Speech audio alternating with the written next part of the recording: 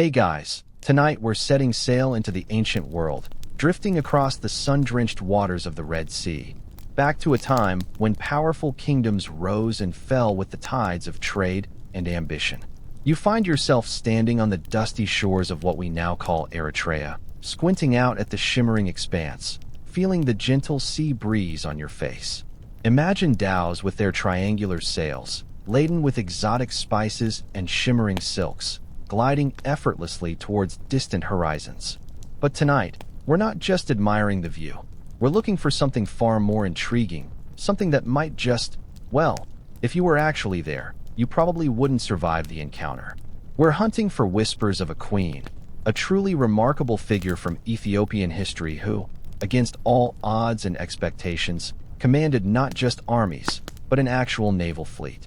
Yes, you heard that right. A naval fleet. In ancient Ethiopia, prepare to have your perceptions of landlocked empires gently capsized. So, before you get comfortable, take a moment to like the video and subscribe, but only if you genuinely enjoy what I do here. Let me know where you're tuning in from and what time it is for you. Now, dim the lights, maybe turn on a fan for that soft background hum, and let's ease into tonight's journey together. Our story begins, or perhaps re-begins, in the heart of the Aksumite kingdom, a civilization that flourished for centuries in what is now northern Ethiopia and Eritrea. Picture this. It's roughly the 4th to the 10th century CE, and Aksum isn't just some dusty, landlocked kingdom you vaguely remember from a forgotten history textbook. Oh no, Aksum was a major player on the global stage, right up there with the Roman Empire, Persia, and China. They controlled crucial trade routes, linking the Mediterranean world with India and beyond. And how did they manage this sprawling network of commerce? Through their control of the Red Sea. This isn't just a mainstream historical fact. It's the very bedrock of Aksumite power. They weren't just good at building impressive stele or crafting intricate gold coins. They were masters of the waves. Now, here's a quirky tidbit to lull you further into this maritime reverie. Aksumite coins, which have been found as far afield as India and even possibly China, often depicted ships. Not just any ships, mind you, but highly detailed vessels that suggest a deep understanding of shipbuilding and seafaring. Imagine the ancient Aksumite equivalent of a coin collector, meticulously examining the keel and rigging, perhaps grumbling about the poor quality of the minting on the latest trade galleon depicted. It's a subtle reminder of how central naval power was to their identity and economy. They were, in essence, a thalassocracy, a sea power, even though their capital city, Aksum, lay inland. It's like finding out Switzerland had a world-class navy, but ancient and with more frankincense. Historians still argue whether the Aksumites maintained a standing navy for military purposes or if their fleet was primarily composed of armed merchant vessels pressed into service when needed. Was it a formal navy, with purpose-built warships and dedicated admirals, or was it more of a loose collection of highly capable trading ships that could pivot to defense at a moment's notice? The archaeological record, though rich in many areas, remains somewhat tantalizingly vague on the specifics of their naval organization. What we do know, however, is that they had the capability, the knowledge, and the strategic imperative to project power across the Red Sea. They had to. Their very prosperity depended on it. Without control of those sea lanes, their empire would have been little more than a dusty footnote in the annals of ancient African history. And trust me, Aksum was anything but a footnote. They were the main event, at least for a good 600 years or so. So, as you drift deeper, picture those ancient ships, propelled by wind and ambition, carrying not just goods, but the very destiny of a powerful African empire. As you continue your gentle descent into this historical slumber, let's paint a clearer picture of Aksum's impressive maritime activities. Imagine the bustling port city of Adulis, Aksum's ancient gateway to the Red Sea. This wasn't just a sleepy fishing village. It was a vibrant, multicultural hub, a crucible where goods, ideas, and people from across the known world converged. You can almost hear the cacophony of languages: Greek, Sabaean, Gizi, perhaps even a smattering of Proto-Indic tongues, mingling with the squawk of gulls and the creak of ship timbers. This was the heartbeat of Aksumite economic power, a testament to their deep involvement in the lucrative maritime trade. This widespread influence through trade is a well-established fact, a cornerstone of understanding Aksum. They didn't just dabble in trade, they dominated it. Now for a peculiar, perhaps slightly amusing, detail. Among the goods traded through Adulis were live animals, including elephants. Yes, imagine the logistical nightmare of transporting a full-grown elephant across the sea. You're not just loading a few sacks of frankincense onto a ship. You're coaxing a multi-ton beast, likely with a mind of its own, onto a vessel designed for cargo, not pachyderms. One can only picture the bewildered sailors, perhaps trying to explain to a rather large, trumpeting passenger that, no, they don't have peanuts on board. It adds a touch of whimsical reality to the serious business of ancient commerce, reminding us that even in the past, life had its absurdities. Historians still argue whether the Aksumites ever ventured beyond the Red Sea into the Indian Ocean in their own ships, or if they primarily relied on foreign traders to carry their goods further east. Did Aksumite sailors round the Arabian Peninsula and brave the monsoons to reach the distant shores of India themselves? Or did they simply serve as the crucial intermediary, the bridge between Africa and Asia? The archaeological evidence, though it confirms extensive trade, doesn't definitively settle the question of how far their own vessels roamed. It's a fascinating puzzle, isn't it? One that perhaps your dreaming mind can solve tonight. Regardless of the precise reach of their own ships, Aksum's naval power was undeniable within its sphere of influence. They needed to control the Red Sea not just for commerce, but for security. Pirates, rival kingdoms, shifting alliances, the ancient world was a messy place, and a strong hand was needed to keep the trade routes open and safe. Their ships were likely sturdy, capable vessels, built for both cargo and, when necessary, for defense. You can almost feel the gentle rocking of the deck beneath your feet, the rhythmic lapping of the waves against the hull, as you imagine yourself aboard one of these ancient Aksumite vessels, sailing past the rugged coastline. The Aksumite kingdom wasn't just a land power with a convenient port. It was a maritime force, a true empire of the waves. And it's into this complex, seafaring world that our mysterious queen will eventually emerge, ready to challenge the very foundations of this established order.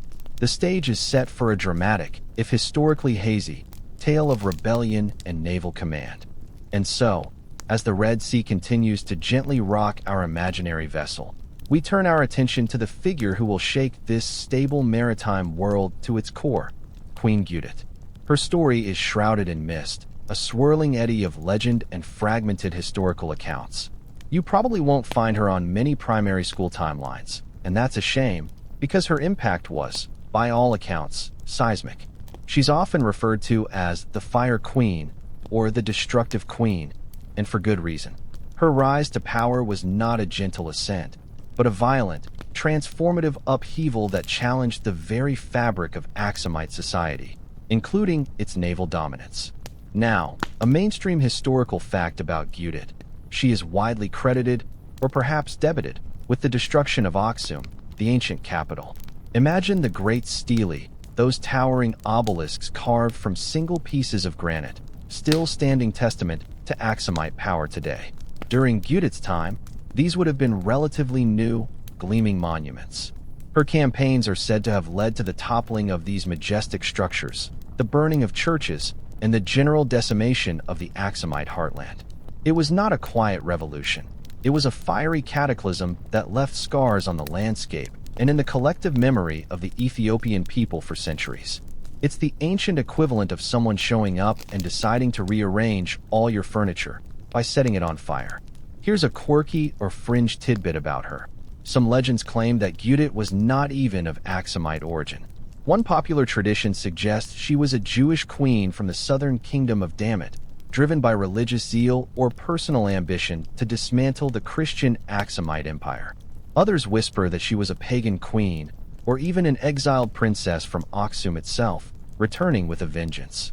Her identity is truly a historical chameleon, shifting colors depending on which ancient chronicler you're consulting. It makes her all the more fascinating, doesn't it? You can almost hear the hushed conversations around ancient campfires, debating the true nature of this fearsome woman. Was she a liberator or a destroyer?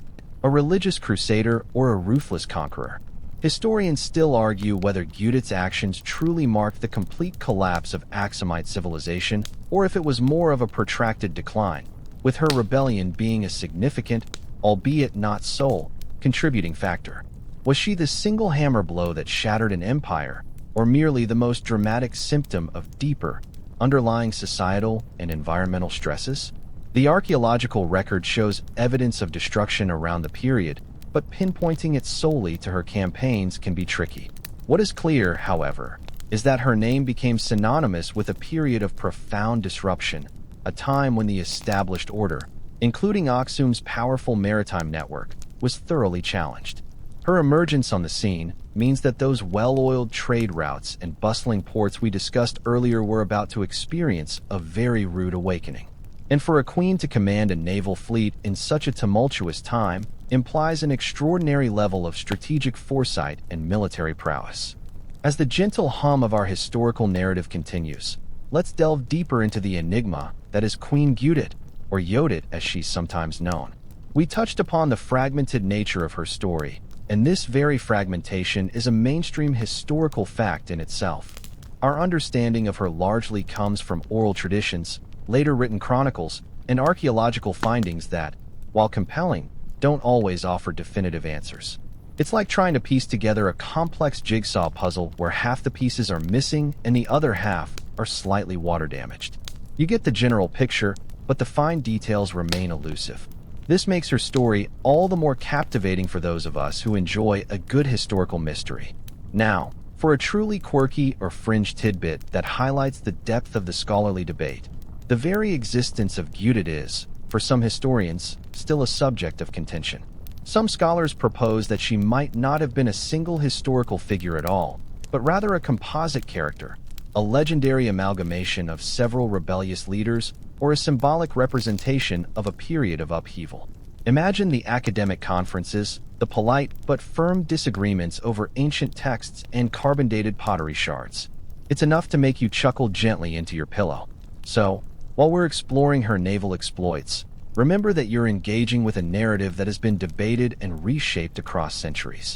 It's a good reminder that history isn't always a neat, straightforward timeline. Historians still argue whether the name Giudit was her birth name, a title, or a pejorative term assigned by her enemies. Was she the Fire Queen because she literally burned things, or because her very presence ignited rebellion and chaos?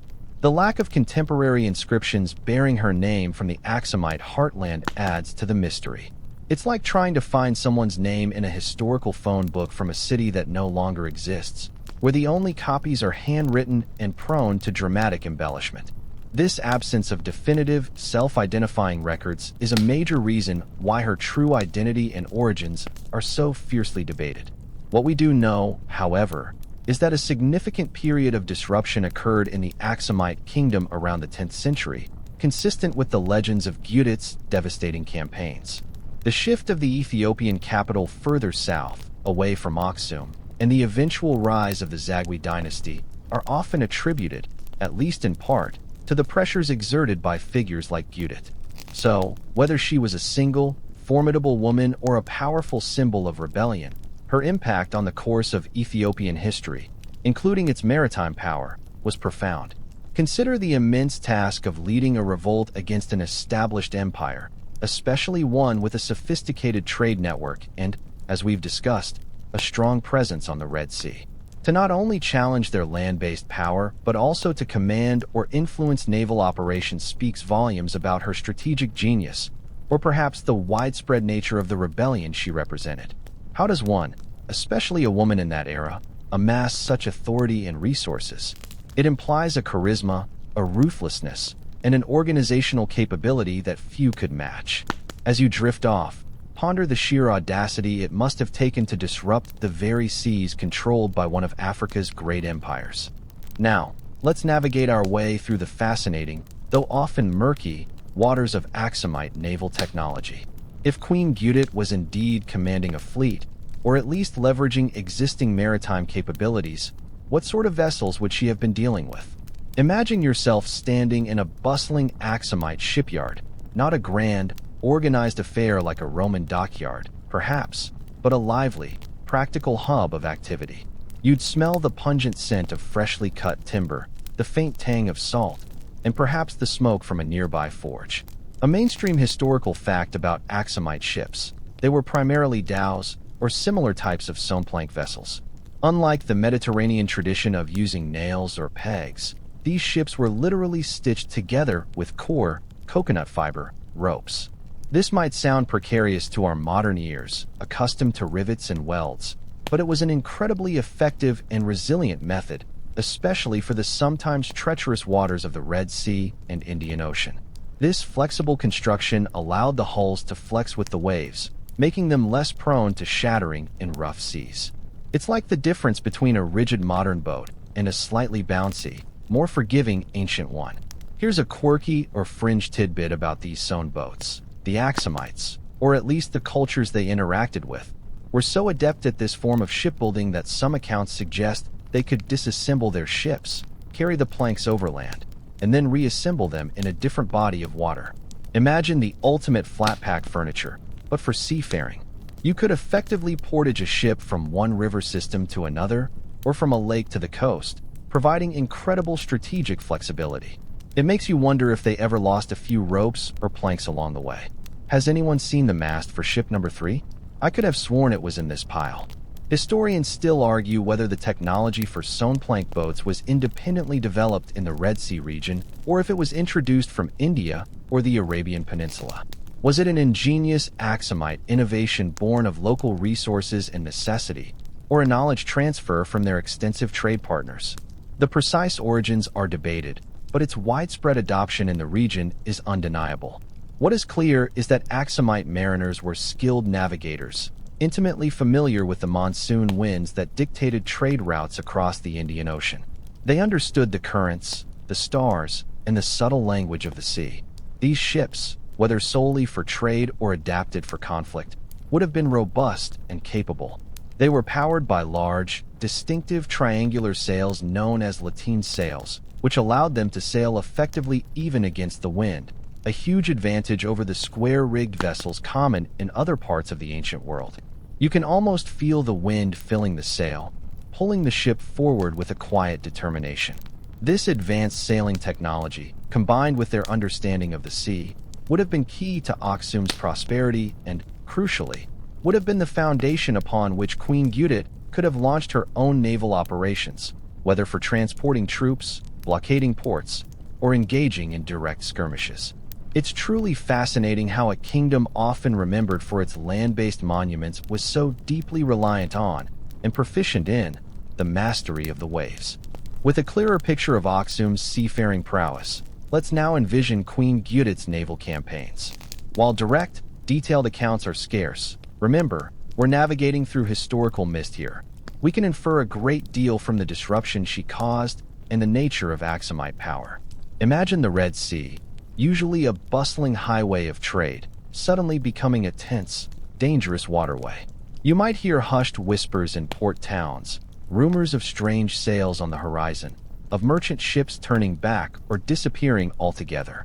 A mainstream historical fact about Gudit's strategy, even if it's an inference rather than a direct report, is that her rebellion wasn't confined to land.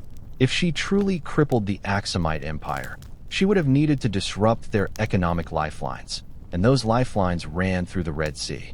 This means targeting ports, interdicting trade, and potentially even engaging Aksumite vessels.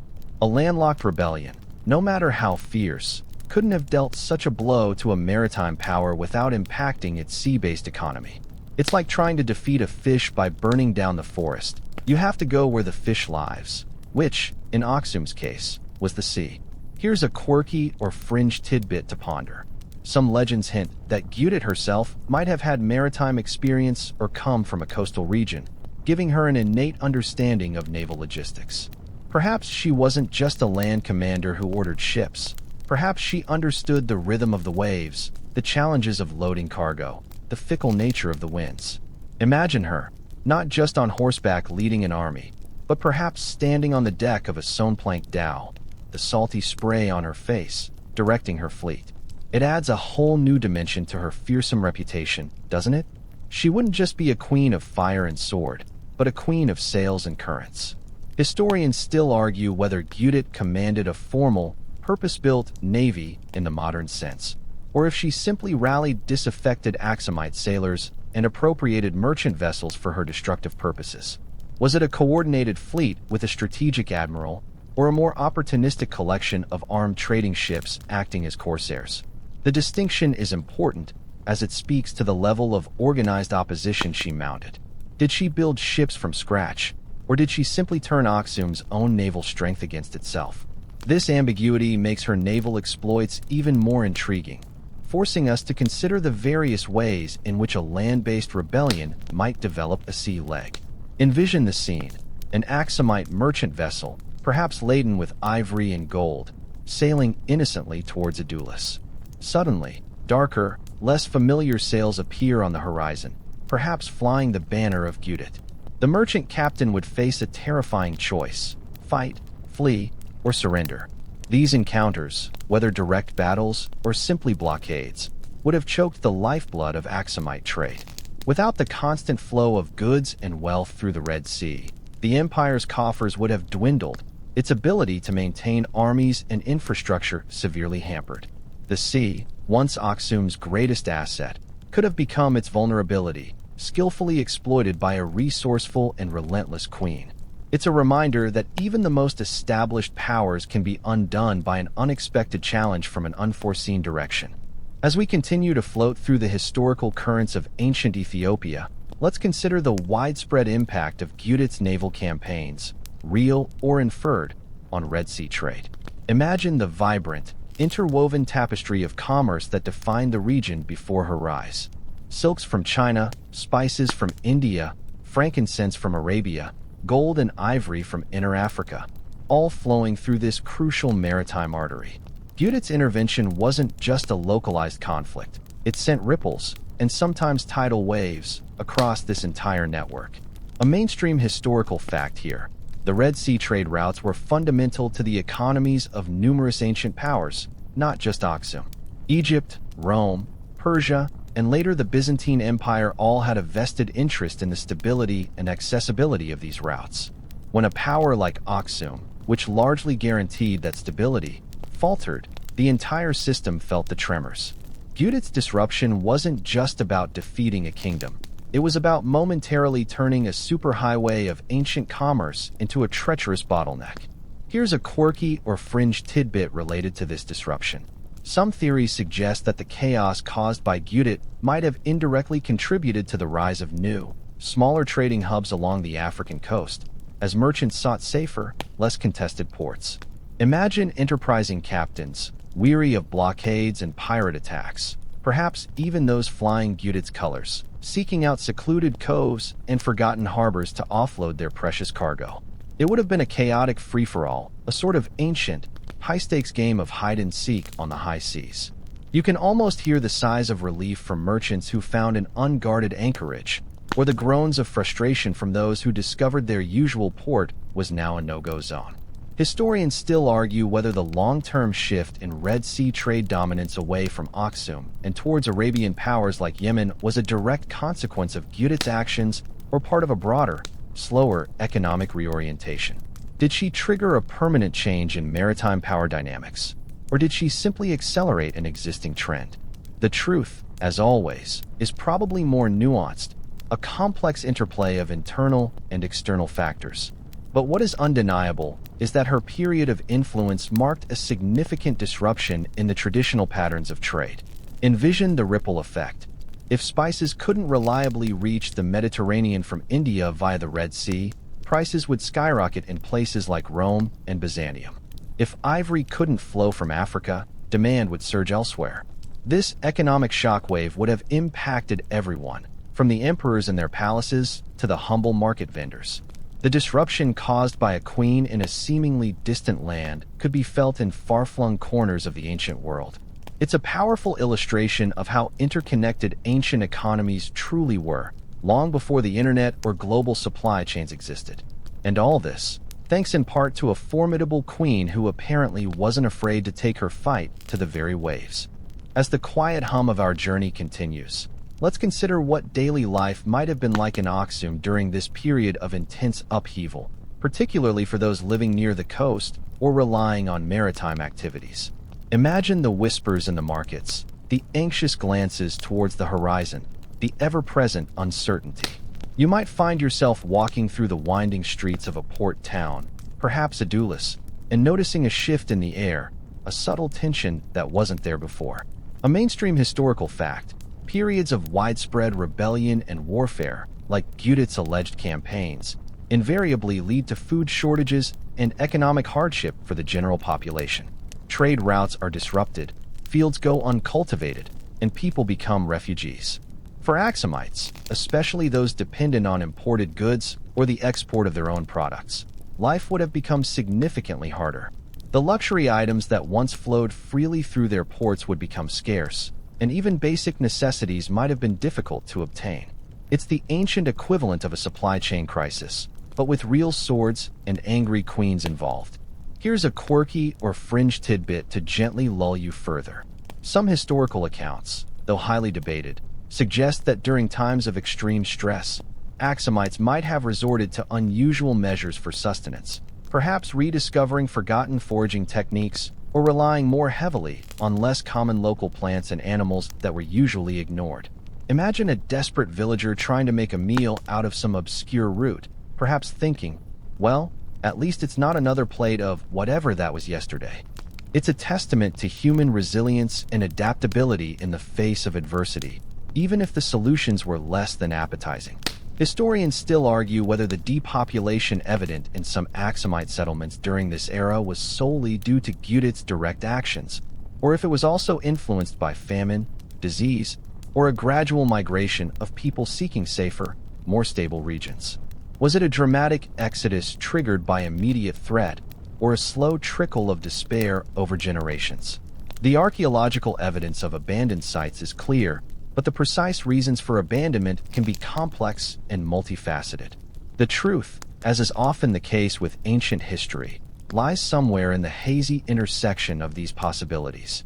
So, as you drift further into your sleepy reverie, picture the Axumite merchant, his ships idle in the harbor, worried about his family and his future.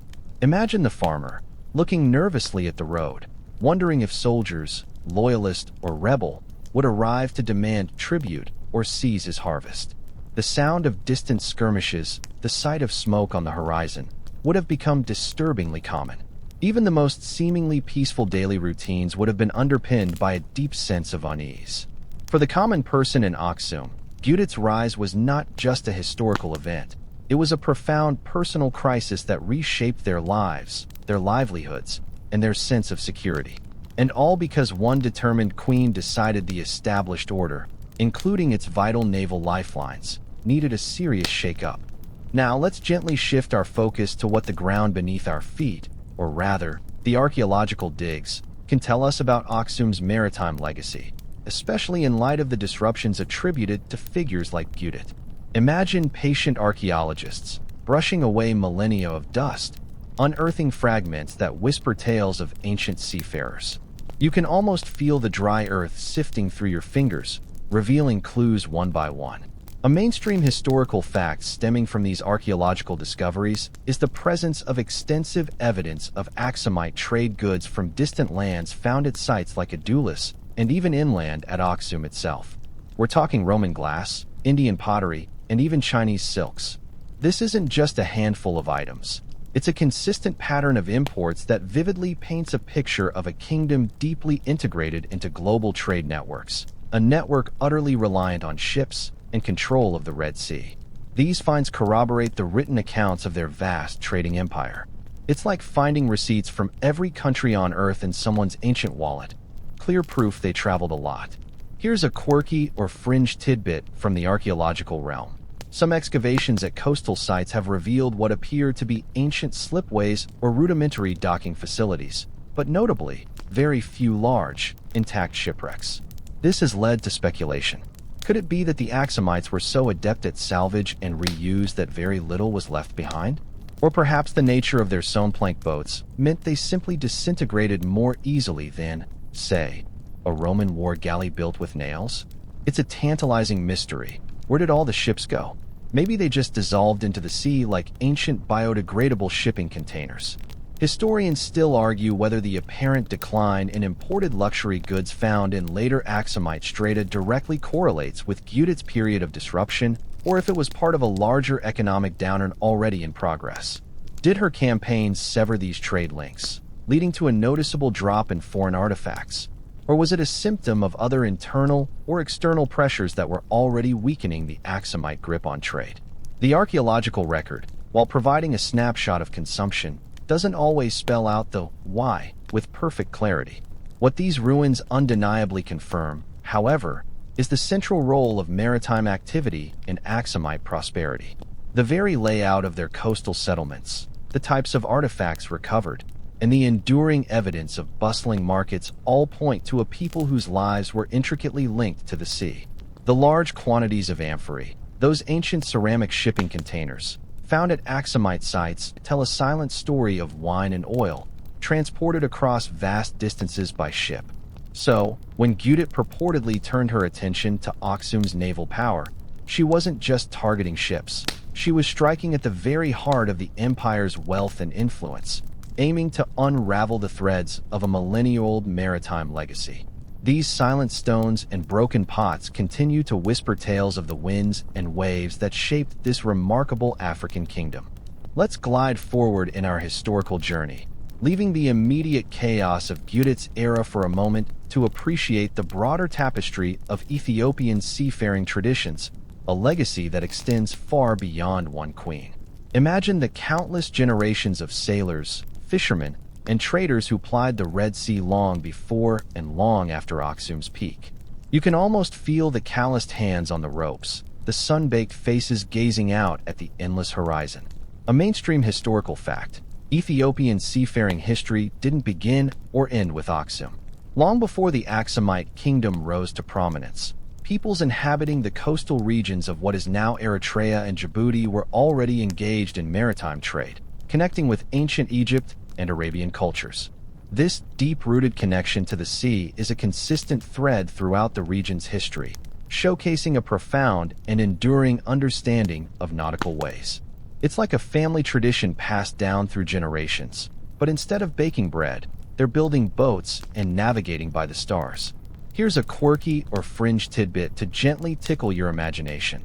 Some oral traditions and very early accounts speak of Ethiopian mariners having a unique, almost symbiotic relationship with certain marine animals, perhaps dolphins, who were seen as guides or protectors on long voyages.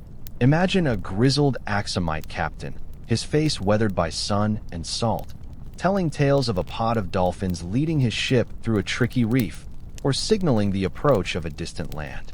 While likely more folklore than factual, it speaks to the deep respect and connection these ancient seafarers had with the unpredictable power of the ocean. It's a lovely thought, isn't it? Historians still argue whether the decline of the Aksumite navy led to a complete cessation of significant Ethiopian maritime activity, or if smaller scale, localized seafaring continued unabated. Did the grand, empire-spanning fleets truly vanish? Or did they simply shrink and decentralize, becoming less politically dominant, but no less vital for local economies and communities? The evidence is often more about absence than presence, making it a challenging area for definitive conclusions. What is certain is that the knowledge of shipbuilding, navigation, and sea-based commerce remained deeply embedded in the coastal communities of the region. Even if the political center of power shifted inland, the rhythmic pulse of maritime life continued. You can almost hear the rhythmic thump of a boat being built, the distant cries of fishermen, the smell of drying nets. These traditions, passed down from father to son, mother to daughter, ensured that the connection to the Red Sea endured. The legacy of Aksum's naval prowess, even after the disruptions of figures like Gudit, served as a powerful historical precedent, reminding future generations that the sea was not just a boundary, but a pathway to prosperity and power. It's a testament to the resilience of a people and their enduring relationship with the magnificent, often unforgiving, ocean. As we gently drift through the lingering echoes of Aksum's past, let's consider the forces that eventually led to the decline of its formidable sea power. Even without the dramatic interventions of figures like Gudit, empires, like tides, have their ebb and flow. Imagine the slow, almost imperceptible weakening of a great ship's timbers, not from a single storm, but from years of constant exposure to the elements. A mainstream historical fact contributing to Aksum's overall decline, including its naval strength, was the rise of new powers in the Arabian Peninsula, particularly the expansion of Islam from the 7th century onwards. This wasn't a sudden, cataclysmic event, but a gradual shift in the geopolitical landscape of the Red Sea. New ports emerged, new trade networks were forged, and Aksum's once unchallenged dominance began to erode. It's like being the only gas station on a long highway, only to suddenly find half a dozen new ones popping up, diverting all your customers. Here's a quirky or fringe tidbit to consider. Some theories suggest that environmental changes, such as shifts in rainfall patterns or increased desertification, might have indirectly contributed to Aksum's decline by reducing agricultural output and thus the resources available to maintain a large, expensive naval fleet.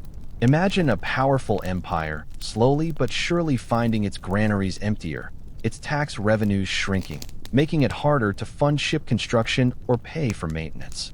It's a subtle, almost silent kind of pressure, far less dramatic than a queen with a torch, but no less impactful over centuries. Historians still argue whether the decline of Aksumite sea power was primarily due to external pressures, such as the Arab expansion, or internal factors like overextension, economic mismanagement, or a shift in focus away from maritime trade. Was it a knockout blow from a new rival, or a slow, self-inflicted wound? The truth likely involves a complex interplay of both, but separating the threads of causation can be quite the intellectual knot. Even as the Aksumite grip on the Red Sea loosened, the legacy of their seafaring prowess lingered. You can almost feel the phantom currents pulling at your vessel, reminding you of the mighty ships that once commanded these waters. The skilled shipbuilders didn't disappear overnight. The knowledge of the monsoon winds didn't vanish from the minds of the navigators. But the large-scale state-sponsored maritime expeditions, the formidable fleets that protected Aksum's vast trading empire, gradually became a thing of the past. The shift from a maritime powerhouse to a more land-focused kingdom marked a profound transformation. While the coastal communities continued their local seafaring, the grand, imperial projection of power across the waves became a memory, a story told in hushed tones, perhaps about a powerful queen who, in her own destructive way, hastened the inevitable changes. Now, let's navigate the more ethereal realm of legends and oral traditions surrounding Queen Judith. Imagine a crackling fire in a humble village, generations removed from the events, as an elder weaves tales of fire and fury, shaping history into myth. You can almost hear the soft cadence of their voice, the dramatic pauses, the emphasis on certain parts of the story. A mainstream historical fact about oral traditions is their incredible power as vehicles for cultural memory, especially in societies with limited written records. They preserve the essence of events, even if the details become embellished or symbolic over time.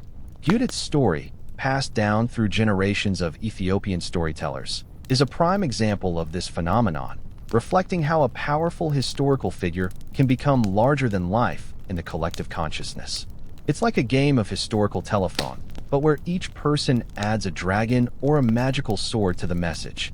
Here's a quirky or fringe tidbit from these very legends. Some tales portray Judith not just as a queen, but as a figure with supernatural powers, perhaps even a sorceress, capable of commanding dark forces to aid her destructive campaigns. Imagine the terrified whispers of villagers, convinced that her victories were not merely military genius, but something far more sinister. Such embellishments often arise when a figure's actions are so profound and unexpected that ordinary explanations simply don't suffice. She was so effective, some must have thought, that she had to be wielding magic. Historians still argue whether the more fantastic elements of Judith's legends are purely symbolic, representing the scale of chaos she unleashed, or if they contain faint echoes of forgotten practices or beliefs from her time. Were the burning of Aksum merely literal fires, or did it also represent the spiritual or cultural destruction she wrought? The truth is elusive, but these mythical layers certainly add to her mystique and underscore the profound impact she had on the Ethiopian psyche. As you drift further into your sleepy state, consider how these stories evolved. Perhaps a defeated Aksumite loyalist, seeking to explain the inexplicable fall of their mighty empire, exaggerated Gudit's ruthlessness to make the defeat more palatable. Or perhaps a rebel, emboldened by her success, intentionally mythologized her to inspire further resistance. The specific details might blur, but the core narrative of a formidable queen who challenged and ultimately shattered an ancient kingdom remained. And within that narrative, the concept of her command, even of naval forces, solidifies her image as a truly extraordinary and multifaceted figure who left an indelible mark on the historical memory of a nation. As our quiet journey nears its destination, let's reflect on Queen Gudit's enduring legacy and how her tumultuous tale has shaped Ethiopian identity. Imagine a nation grappling with its past, weaving narratives that explain its present. Her story, though dark in many aspects, has become an undeniable part of the fabric of Ethiopian self-perception.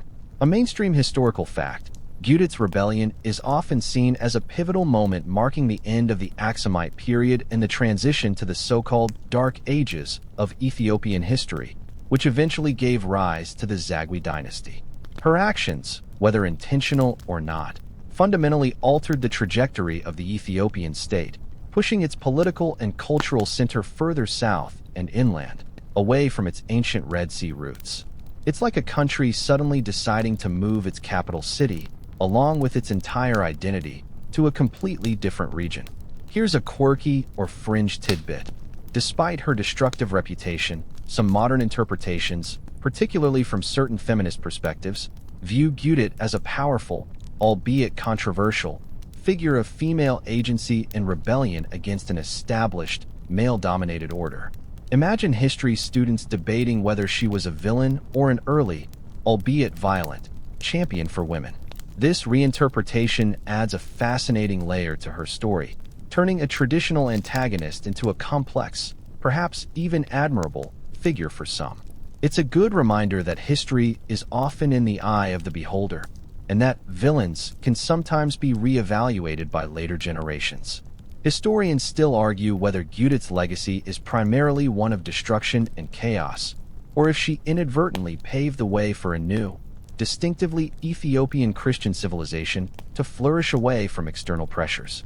Was her rampage simply a breakdown, or a painful but necessary metamorphosis? The Zagwe period that followed saw the carving of the magnificent rock-hewn churches of Lalibela, a profound artistic and spiritual achievement. Was this possible because Gudit had first swept away the old order? This is a profound question, isn't it? So, as you slowly drift towards sleep, consider how the tale of the Fire Queen has become more than just a historical account. It's a foundational myth, a story that helps Ethiopians understand periods of upheaval and resilience. Her narrative, however fragmented and debated, contributes to a rich, complex national identity, one that acknowledges both ancient glory and periods of profound challenge. Her command of even a conceptual naval fleet, however fleeting, underscores her formidable nature and the scope of her ambition to reshape not just a kingdom, but an entire historical narrative. Let's bring our historical journey closer to the present, considering how modern Ethiopia views its ancient sea power and the legacy of figures like Queen Gudit. Imagine looking at old maps, tracing the lines of ancient trade routes, and contemplating how a nation with a rich maritime past became largely landlocked.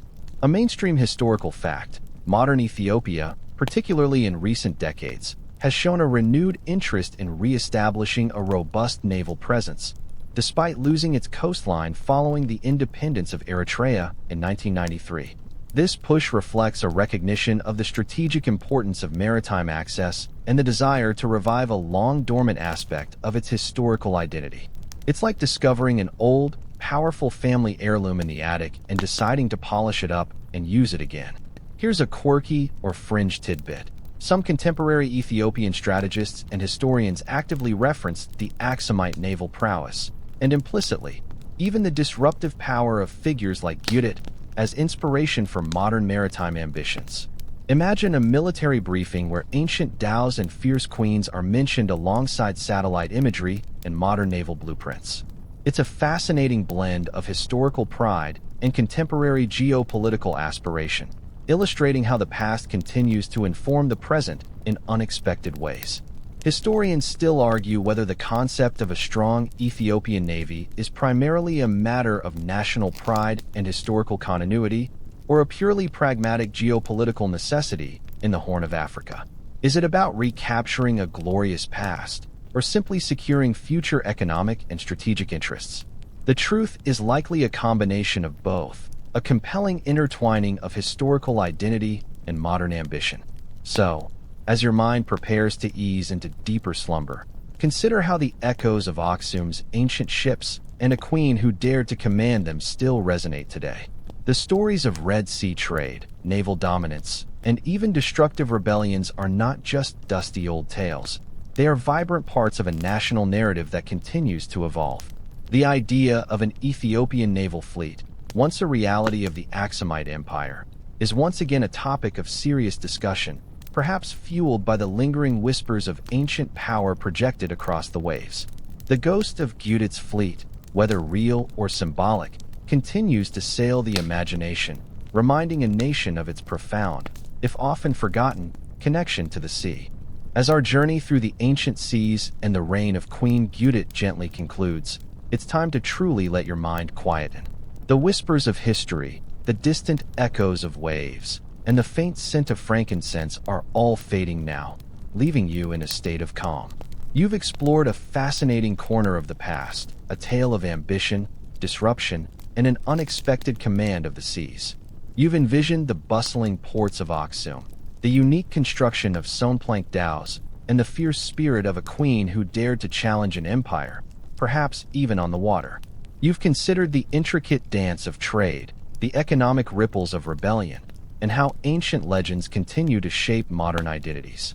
All of these threads, once vibrant and active, are now softening, blurring into the gentle tapestry of memory. The sun is setting on this historical landscape, casting long, peaceful shadows.